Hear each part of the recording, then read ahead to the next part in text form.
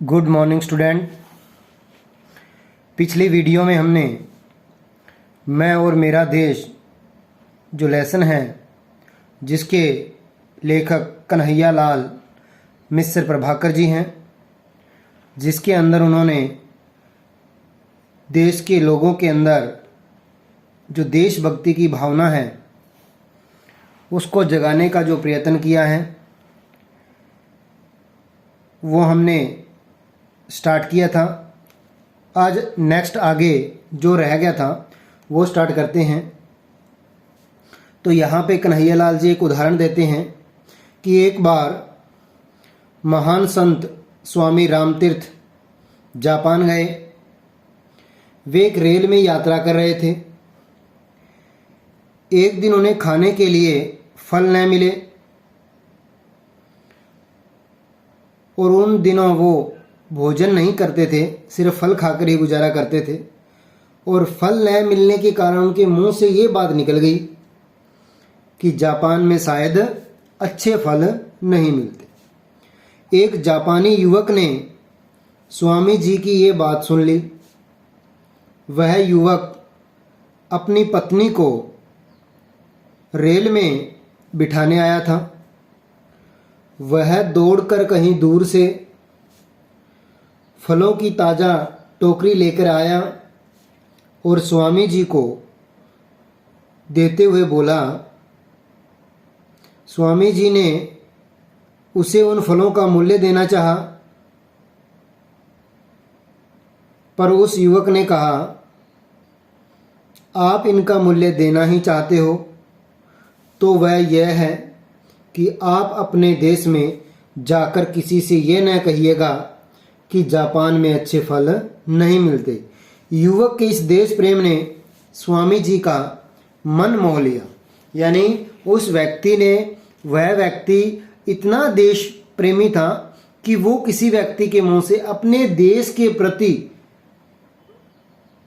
कुछ भी नेगेटिव बात है वो नहीं सुन सकता था। इसलिए उसने फलों की टोकरी खुद ले आके दी। और लेकिन जब स्वामी रामतीर्थ ने उनको जब मूल्य देना चाहा, उनके पैसे देने चाहा, तो भी उसने लेने से इनकार कर दिया। और जब ज़्यादा स्वामी जी ने उसके साथ कहा कि नहीं ये तो लेना ही पड़ेगा, तो उसने ये बात कही कि अगर आप देना ही चाहते हो तो अपने देश में जाकर किसी से ये मत कहना कि जापान में अच्छे फल नहीं मिलते।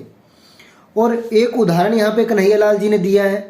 ये तो था कि देश प्रेम का उदाहरण था, देशभक्ति का। दूसरा देश को कलंकित करने का उदाहरण उन्होंने दिया है कि ये जो घटना है वो दूसरे देश का एक निवासी है जो जापान में शिक्षा प्राप्त करने के लिए गया।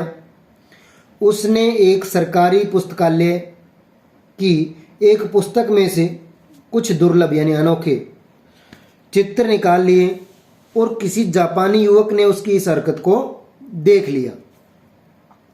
उसने पुस्तकालय के जो अध्यक्ष हैं उनको सूचना दे दी। पुलिस ने उस विद्यार्थी के कमरे की तलाशी ली और उन्होंने वहाँ से वो चित्र है वो बरामद कर लिए। उस विद्यार्थी को जापान से निकाल दिया गया और उस विद्यार्थी के अपराध ने अपने सारे देश को बदनाम किया, क्योंकि उस पुस्तकालय के बाहर बोर्ड पर लिख दिया गया कि उस देश का कोई निवासी इस पुस्तकालय में प्रवेश नहीं कर सकता। इसी तरह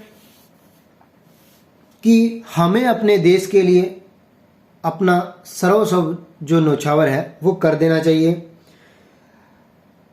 हम जो भी काम करें वह देश के अनुकूल हो, यानी जिससे देश का मान बढ़े, सम्मान बढ़े। कभी भी और किसी भी स्थान पर अपने देश की निंदा नहीं करनी चाहिए और न ही अपने देश को दूसरे देशों से हीन समझना चाहिए, यानी कमज़ोर समझना चाहिए।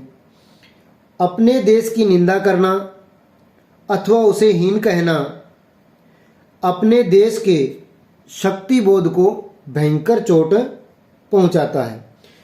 इससे देश के सामूहिक मानसिक बल को चोट पहुंचती है, यानी लोगों की जो मानसिकता है वो कमज़ोर होती है।